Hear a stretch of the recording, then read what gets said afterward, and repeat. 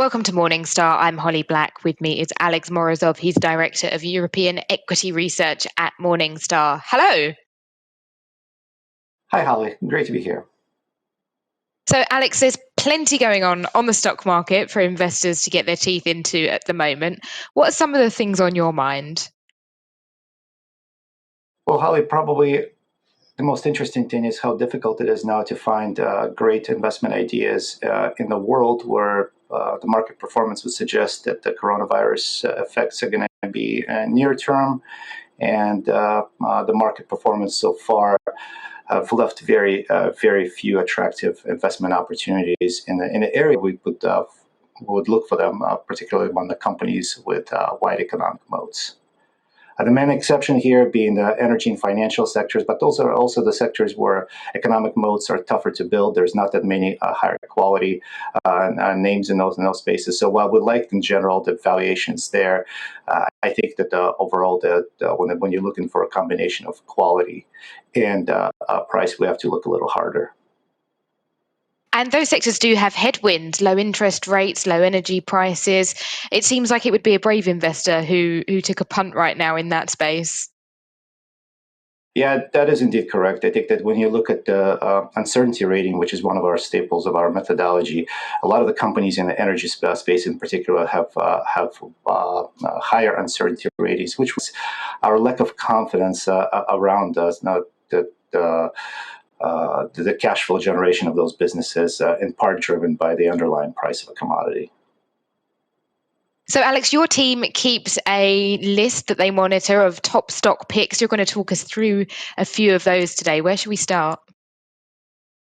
Let's start with Airbus, a wide moat company trading at about 25% discount to intrinsic fair value estimate.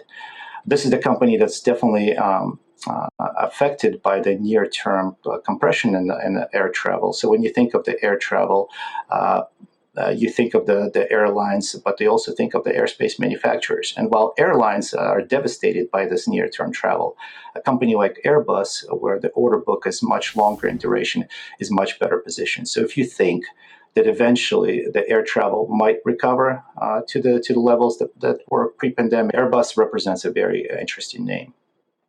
Okay, and what's stock number two? The stock number two requires very little introduction. It's the alcoholic beverage juggernaut, Anheuser-Busch InBev. This is the company that has a wide economic moat in our methodology as well. It also trades at a very attractive discount, 20% plus. And this is a company that is very well positioned in rapidly growing demographics. Think of developing markets like Latin America, think of developing markets like Africa.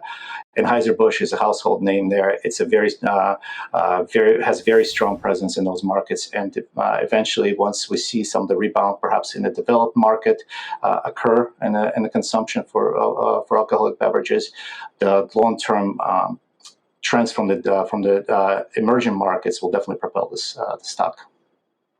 Okay, and what is our final stock today?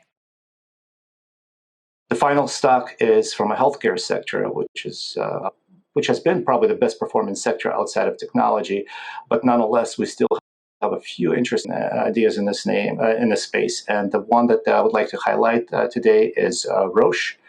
This is a Swiss company that's a leader in the oncology business, but it also has a very strong franchise in the diagnostics. So when we think of the future of medicine, which is the companion diagnostics, the medicine that's tailored to each individual, Roche is in a really great position because it does have one of the industry's largest diagnostic franchises. And when you look at the overall portfolio of the drugs that it has, and you look at how the market is valuing it, we definitely see a disconnect. Alex, thank you so much for your time. For Morningstar, I'm Holly Black.